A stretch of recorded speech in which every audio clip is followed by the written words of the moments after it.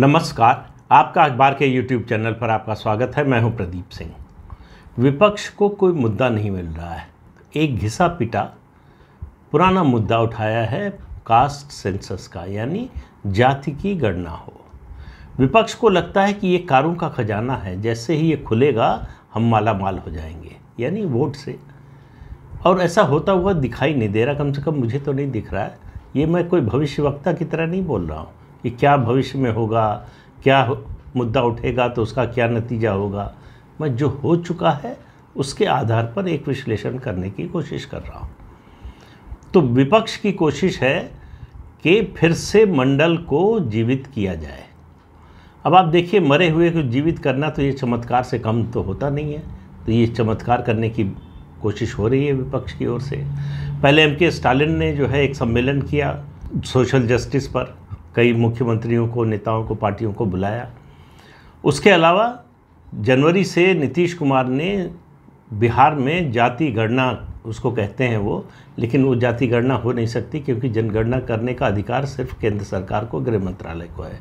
वो कास्ट सर्वे हो रहा है, जाति सर्वेक्षण हो रहा है, तो उसको करा रहे हैं। देखिए, हमारे यहाँ जो जनगणना होती है ये 1872 से शुरू हुई थी और 1931 तक हुई, 1931 तक, 1872 से 1931 तक। उसके बाद जाति की गणना नहीं हुई। 1952 से संविधान बनने के बाद से, 1950 में संविधान बनने के बाद से जो जनगणना होती है हर 10 साल पर, उसमें अगर गिनती होती है तो वो अनुसूचित जाति के लोगों की गिनती होती है। उसके अलावा अनुसूचित जनजाति के लोगों की यानी आदिवासियों की गिनती होती है। फिर उसके अलावा धर्म के आधार पर, संप्रदाय के आधार पर, हिंदू कितने हैं, मुसलमान कितने हैं, जैन, बौद्ध, सिख, ईसाई, इन सब जितने भी संप्रदाय हैं उनकी गिनती होती है। लेकिन पिछड़ी जातियों में कौन सी किस जाति के कितने हैं या अगड़ी जातियों में किस जाति के कितने लोग हैं, इसकी गिनती नहीं होती। विपक्ष की मांग है कि ओबीसी की गिनती हो। उनका तर्क ये है कि उसके बाद जो है 50% की जो सीलिंग है आरक्षण की, उसको बढ़ाना पड़ेगा, तो उसका लाभ जो है ओबीसी को मिलेगा। तो हमने मांग की है, हम इसकी मांग के समर्थन में खड़े हैं, तो ओबीसी जो है टूटकर हमको आकर वोट दे देगा। ठीक यही कैलकुलेशन, ठीक यही गणना, ठीक यही अंकगणित लगाया था वीपी सिंह ने 1990 में, जब मंडल आयोग की सिफारिशें लागू करने का फैसला किया। वो एक तरह से संवैधानिक व्यवस्था थी, संविधान में व्यवस्था थी पिछड़ा वर्ग को आरक्षण देने की। उसके आधार पर 27% आरक्षण देने का जो प्रस्ताव था मंडल आयोग का, उसको उन्होंने स्वीकार कर लिया। उसके बाद देश में बहुत हिंसा हुई, सब कुछ हुआ, लेकिन 1992 में, 1992 में सिफारिशें लागू हो गई, आरक्षण लागू हो गया। अब इसका मकसद क्या होता है? जो विपक्ष के लोग उठाते हैं, जो उस समय वीपी सिंह ने उठाया और जो आज का विपक्ष उठा रहा है। राहुल गांधी ने अभी कर्नाटक में अपने चुनावी सभा में इस मुद्दे को उठाया, हालांकि लोगों को बड़ा आश्चर्य हुआ। राहुल गांधी तो एक मुद्दे वाले नेता हैं। पिछले चुनाव में, 2019 के चुनाव में, वो राफेल का मुद्दा उठा रहे थे, उसके अलावा कोई मुद्दा ही नहीं था उनके पास। इस चुनाव के लिए उन्होंने तय कर लिया था कि हिंडनबर्ग की रिपोर्ट के आधार पर अडानी का मुद्दा उठाएंगे। अचानक जाति गणना की बात कहाँ से आ गई? क्योंकि सोनिया गांधी जब तक कांग्रेस की अध्यक्ष थी, चाहे कार्यकारी चाहे फुल टाइम, तब तक कांग्रेस इसके विरोध में थी। कांग्रेस ने 2011 की जनगणना के समय उसके बाद जातीय गणना भी कराई थी, लेकिन जो उसकी रिपोर्ट आई उसको देखकर उसको प्रकाशित करने की हिम्मत नहीं हुई। इसलिए कोई इसमें गड़बड़ थी इसलिए नहीं, इसलिए कि उसमें इतना ज़्यादा कन्फ्यूजन है। हर राज्य में जातियों के नाम अलग अलग हैं। कहीं एक राज्य में एक जाति जो है पिछड़ा वर्ग में आती है, तो दूसरे राज्य में अगड़ों में आती है। तो इस तरह का जो कन्फ्यूजन है, ओवरलैपिंग है, उसको देखते हुए लगा कि कोई सही आंकड़ा तो आ ही नहीं सकता। इसलिए कांग्रेस ने 2012 में उसको प्रकाशित नहीं किया। संसद में कहा कि हम प्रकाशित नहीं कर रहे हैं इस रिपोर्ट को।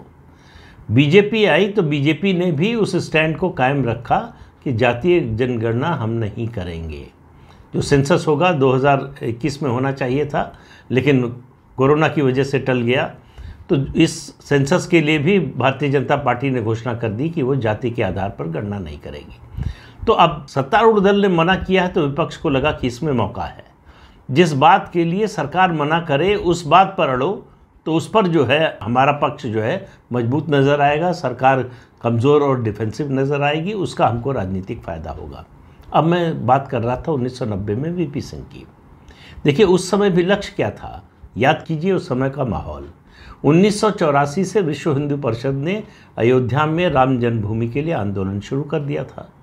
वो तो 31 अक्टूबर को अगर इंदिरा जी की हत्या न हुई होती तो तब तक काफ़ी तेज हो चुका होता, लेकिन उसका नतीजा ये हुआ कि 1988 में भारतीय जनता पार्टी का सम्मेलन हुआ हिमाचल प्रदेश के पालमपुर में। पालमपुर अधिवेशन में भारतीय जनता पार्टी की एग्जीक्यूटिव ने प्रस्ताव पास करके तय किया कि वो अयोध्या के राम जन्मभूमि आंदोलन में शरीक होगी राजनीतिक दल के तौर पर। ये फैसला किया। 1989 में वहाँ शिलान्यास हुआ अयोध्या में राम मंदिर का, और उसके बाद 1989 का जब चुनाव हुआ, आप याद कीजिए 1984 में बीजेपी के सिर्फ 2 सांसद जीते थे। 1989 में लोकसभा सदस्यों की संख्या 85 पहुंच गई। तो वीपी सिंह को लगा कि बीजेपी को काटना चाहिए, बीजेपी को काटना है और उसके साथ साथ कांग्रेस को काटना है। तो उन्होंने एक नया समीकरण बनाने की कोशिश की। बहुत से नेताओं को ये शौक जगता है। गुजरात में माधव सिंह सोलंकी ने खाम बनाने की कोशिश की, उत्तर प्रदेश में चौधरी चरण सिंह ने अजगर फिर मजगर बनाने की कोशिश की। इनका नतीजा कुछ अच्छा हुआ नहीं, सकारात्मक कभी हुआ नहीं। लेकिन वीपी सिंह को लगा कि वो सफल होंगे और उनको लगा कि वो मुसलमान उनके साथ होंगे, ओबीसी उनके साथ होगी और उनकी अपनी जाति क्षत्रिय राजपूत जो है वो उनके साथ होंगे। ये एक विनिंग कॉम्बिनेशन बनेगा और कांग्रेस और बीजेपी दोनों ध्वस्त हो जाएंगे। वह ये कि जनता दल ही ध्वस्त हो गया।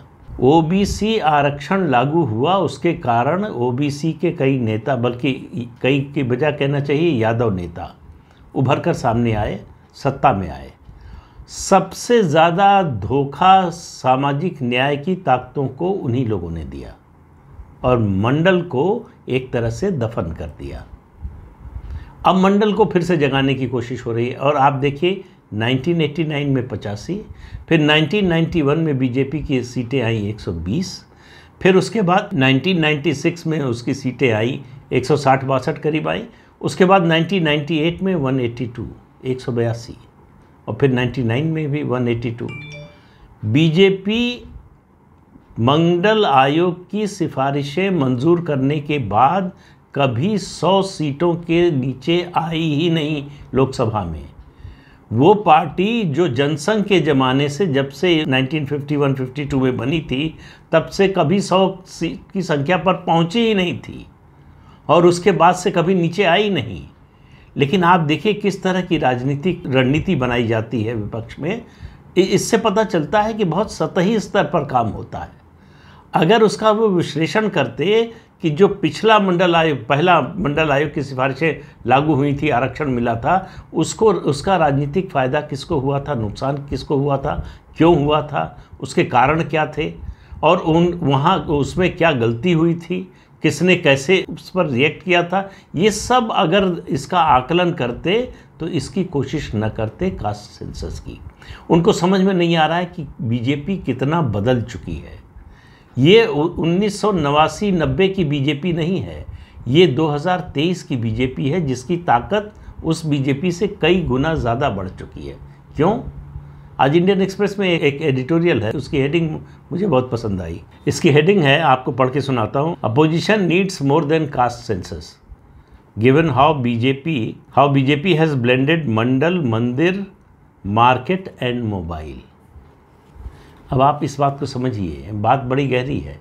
2014 में 2014 में सत्ता में आने के बाद मोदी ने जो जैम ट्रिनिटी बनाई है और उस जैम ट्रिनिटी से क्या निकला, उससे क्या उत्पन्न हुआ? लाभार्थी वर्ग। लाभार्थी वर्ग, उसमें सबसे ज़्यादा संख्या किसकी है? दलितों की, अति पिछड़ों की। इससे आप अंदाज़ा लगाइए कि उस कास्ट को काटने के लिए, अभी मैं हिंदुत्व पर आया नहीं हूँ, हिंदुत्व की छतरी तो अलग है। उस कास्ट की राजनीति को या जातीय अस्मिता की राजनीति को या कास्ट आइडेंटिटी की राजनीति को काटने के लिए बीजेपी ने कोई नकारात्मक कदम नहीं उठाया। एक बहुत ही सकारात्मक कदम उठाया और वो कदम केवल नारों का नहीं था, वो कदम केवल घोषणाओं का नहीं था, वो बड़े बड़े इरादों का नहीं था, बड़े बड़े वादों का नहीं था। वो कदम था सीधा सीधा टेंजिबल लाभ पहुंचाना लोगों के जीवन में, यानी जो स्थूल लाभ होता है, यानी उनके जीवन में जो परिवर्तन लाता है। उसी से निकला उज्ज्वला गैस योजना निकली, स्वच्छता अभियान के दौरान उसी से शौचालय योजना निकली, प्रधानमंत्री आवास योजना, प्रधानमंत्री आरोग्य योजना, ये तमाम योजनाएं जो निकली वो जैम ट्रिनिटी के जरिए एक पाइपलाइन, सप्लाई लाइन बना दी मोदी ने जैम से, कि लाभार्थियों तक सीधा जो भी देना चाहती है सरकार वो उन तक पहुंच जाए, बीच में कहीं रुकावट ना हो, कहीं लीकेज ना होने पाए। इसकी पूरी व्यवस्था कर दी तो कई हज़ार करोड़ की बचत हुई। जो चोरी में, डकैती में, लूट में, भ्रष्टाचार में जाता था वो बच गया, और जिस तक ये पहुंचना चाहिए था उस तक पहुंचने लगा, उसके जीवन में परिवर्तन आने लगा। इसलिए जो विपक्ष बार बार उसको हैरानी होती है, और बेवजह हैरानी होती है, बिना समझ के हैरानी होती है कि मोदी से नाराज़ क्यों नहीं हो रहे लोग, मोदी के खिलाफ़ क्यों नहीं खड़े हो रहे लोग। महंगाई बढ़ जाती है तब भी नहीं, पेट्रोल डीजल का दाम बढ़ जाता है तब भी नहीं, कोई और चीज़ हो जाती है तब भी नहीं, पेंडेमिक आ जाता है, महामारी आ जाती है तब भी नहीं। लोगों को भरोसा है मोदी पर, एक कारण है। और भरोसा क्यों है? ये मोदी ने कोई नारा लगाया सबका साथ सबका विकास, उसकी वजह से नहीं, उस नारे को ज़मीन पर उतार कर दिखाया, लोगों के जीवन में परिवर्तन दिखना शुरू हुआ। आप कल्पना कीजिए, जिस परिवार को अपना घर मिला हो, उसमें शौचालय हो, उसमें बिजली का कनेक्शन हो, गैस का कनेक्शन हो, नल से जल आ रहा हो, आप उसकी खुशी की, उसकी प्रसन्नता की सिर्फ कल्पना कर सकते हैं। गरीब आदमी के लिए ये सब सुविधाएं सपना थी, ये बड़े लोगों की चीज़ें थी जिनको वो देखकर तरसता था कि क्या हमारे जीवन में भी कभी ऐसा कुछ होगा। आज वो सब उसके घर में है, पहुंच चुका है या पहुंच रहा है।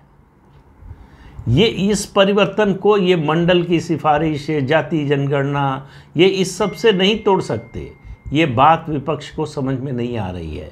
तो ये जो दूसरी बार मंडल का हवा खड़ा करने की कोशिश हो रही है, उससे कुछ होने वाला नहीं। दूसरी बात, राष्ट्रवाद और हिंदुत्व, इन दोनों को मिलाकर एक ऐसी चीज़ बनाई है नरेंद्र मोदी ने, जिसके जरिए जो ओबीसी है, नॉन यादव ओबीसी की बात कर रहा हूँ, और दलित, गैर जाटव दलित की बात कर रहा हूँ, इन दोनों वर्गों को ये बात समझाने में बीजेपी कामयाब रही है कि हिंदुत्व में उनका भी स्टेक है। ये केवल सवर्णों के लिए नहीं है, ये उनके लिए भी है। देश रहेगा, धर्म रहेगा अपना, तो सब कुछ बचेगा। देश और धर्म को छोड़कर जो है कोई प्रगति जो है बहुत लाभदायक नहीं हो सकती। ये बात समझाने में भारतीय जनता पार्टी और नरेंद्र मोदी कामयाब रहे हैं, और लोगों को इस पर विश्वास है। इसीलिए आप देखिए, 2 लोकसभा चुनाव, उत्तर प्रदेश में लोकसभा विधानसभा मिलाकर 4 लगातार चुनाव बीजेपी अगर जीत रही है देश के सबसे बड़े राज्य में, जहां बीजेपी तीसरे नंबर की पुअर थर्ड पार्टी हो गई थी, जहां कब्जा हो गया था सपा और बसपा का, जहां कभी उस समय जब 2014 में लोकसभा का चुनाव हो रहा था, कोई कल्पना भी नहीं कर सकता था, कोई बड़े से बड़ा बीजेपी का समर्थक ये नहीं बोल सकता था कि बीजेपी जो है वो 15, 20, 25 सीट से ज़्यादा पाएगी। 71 + 2 73, 73, 80 में से, 80 में से। और उसके बाद 2019 में सपा बसपा आरएलडी का गठबंधन हो गया, तो 80 में से 64, 62 + 2। तो ये सफलता कोई किसी भुलावे में आकर, बहकावे में आकर नहीं मिली हुई है। ये सफलता ठोस काम से मिली हुई है, और उस काम की काट विपक्ष के पास कोई है नहीं। इसलिए उनको और कुछ की ज़रूरत है। ये केवल नारों से, ये केवल जाति जनगणना हो जाएगी उससे, पहली बात तो होने की संभावना नहीं लग रही। मान लीजिए कि हो जाए तो उससे भी नुकसान ही होने वाला है उनका। मंडल कमीशन की रिपोर्ट लागू होने से किसका फ़ायदा हुआ? कांग्रेस धीरे धीरे करके ख़त्म होने की कगार पर आ गई। मंडलवादी पार्टियां जो थीं वो कुछ समय के लिए उभरी, अब उनका क्षरण जो है वो चरम पर पहुंच रहा है। फ़ायदा इन सब से सिर्फ और सिर्फ भारतीय जनता पार्टी का हुआ है, जो दुनिया की सबसे बड़ी पार्टी बन गई, देश की सबसे बड़ी पार्टी बन गई, जो राष्ट्रीय पार्टी बन गई, जो मल्टी स्टेट पार्टी से राष्ट्रीय पार्टी सही मायनों में बन गई। वो तकनीकी रूप वाला नहीं, जैसे एनपीपी और आम आदमी पार्टी बने हैं उस तरह से नहीं, जैसे सीपीआई और एनसीपी बनी हुई थी या टीएमसी बनी हुई थी उस तरह से नहीं। तो कुल मिलाकर विपक्ष जो दांव खेलने जा रहा है वो दरअसल सेल्फ गोल है। अगर विपक्ष ये कोशिश करेगा तो मुंह के बल गिरेगा, इतना मान कर चलिए। लेकिन किसी को गिरने से कौन रोक सकता है, अगर वो तय कर ले कि उसे गिरना ही है। तो इस अंक में इतना ही। अगले अंक में फिर मिलेंगे किसी नए मुद्दे के साथ। तब तक के लिए अनुमति दीजिए। आपसे अनुरोध है कि ये चैनल देखिए, शेयर कीजिए, लाइक कीजिए और सब्सक्राइब ज़रूर कीजिए। नमस्कार।